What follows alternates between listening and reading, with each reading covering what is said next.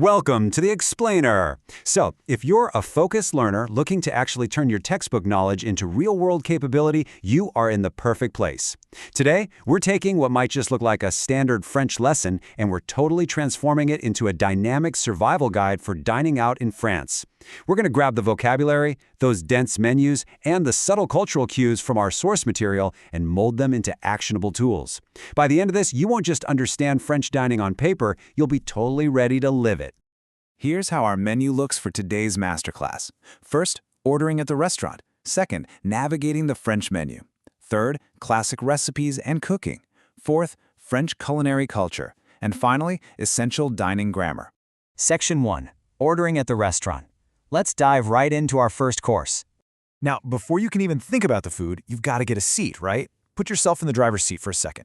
Imagine it's a Sunday night in Paris. You've just walked into this bustling, warmly lit restaurant called Chez Maman, just like the characters from our source material, the Lavigne family along with Catherine and Ankita.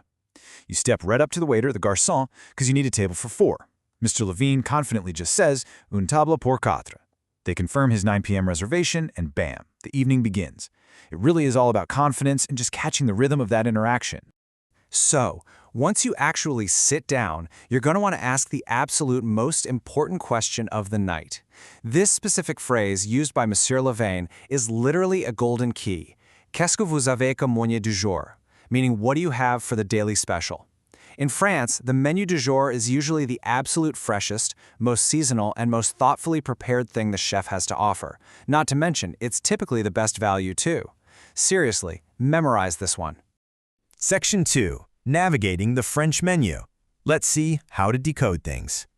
All right, you've got the waiter's attention and you're handed the menu, or la carte. Now look at how visually dense a traditional yellow and red menu is. Honestly, if you try to read every single word all at once, you're going to get totally overwhelmed. But think of me as your tour guide here. Just look for those bold red headings. The menu is actually super structured. You really don't need to know every single dish immediately. You just need to understand the basic geography of the page. The real trick is just understanding this standard meal structure. The menu is basically broken down into 3 fundamental categories. First up, entrees. Now, hey, if you're from North America, you might be totally used to an entree being your main course, right? Well, scratch that. In France, the entree is the entrance to the meal. It's your appetizer. After that, we have the plats, which are your hearty main courses like a roast chicken or steak frites. And finally, the desserts. Knowing exactly how these courses flow helps you pace your ordering and, well, your appetite. Let's zoom in on one specific detail from that menu.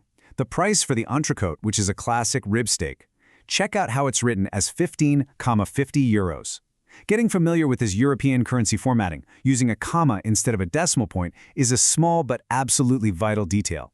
It lets you quickly scan the right side of the menu to evaluate the value of your main dishes without missing a beat. Section 3. Classic recipes and cooking. Okay, now that we know how to order, let's step away from the dining table and head directly into the kitchen to master some French cooking vocabulary. Let's compare 2 key actions.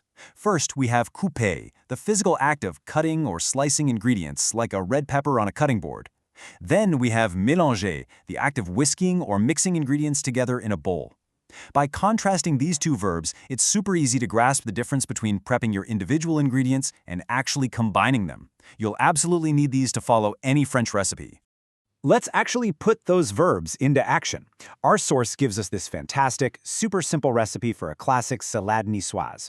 We can break it down into 4 really straightforward steps. Step 1, you boil your rice and eggs. Step 2, you take that verb couper and chop your tomatoes and green peppers. Step 3, combine all of that in a salad bowl along with some tuna and olives. And finally, using our verb mélanger, you mix the whole shebang together with olive oil, vinegar, salt, and pepper.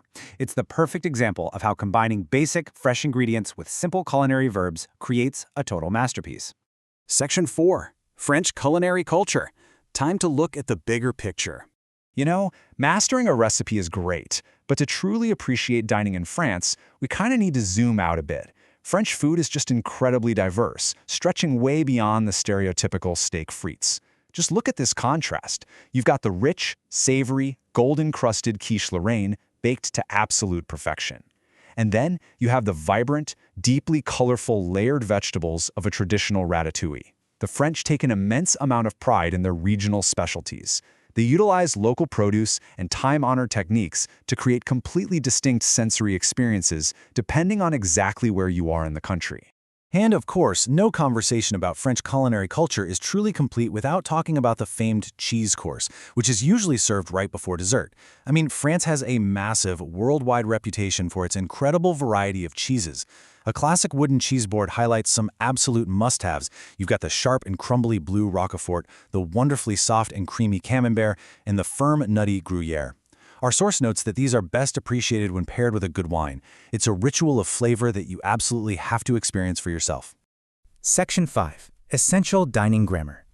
For our final course, let's see how all this builds into everyday conversation. Think of these as insider tricks to help you sound way more like a native speaker when you're inevitably gossiping about your meal later. When you walk out of a restaurant, you're going to want to talk about what you just experienced, right? Enter le passé récent, or the recent past. This is a brilliant, totally simple formula. You just take the conjugated verb venir, which means to come, you add de, and then slap on an infinitive verb. So if you want to say, I just ate, you just say, je viens de manger. If the waiter literally just fell over, il vient de tomber. It's such an effortless structure that instantly elevates your conversational flow. Now for the ultimate conversational shortcuts, the tiny pronouns e and en. When someone asks, hey, did you go to the restaurant? Instead of repeating the restaurant, you just use e. This replaces places introduced by a, dans, or sur. So you say on y est, meaning we arrived there. But if you want to say you returned from the restaurant, you use en, which replaces places introduced by de. Nous en sommes revenus. We returned from there. Seriously, mastering these two tiny letters will make your spoken French sound incredibly smooth and natural.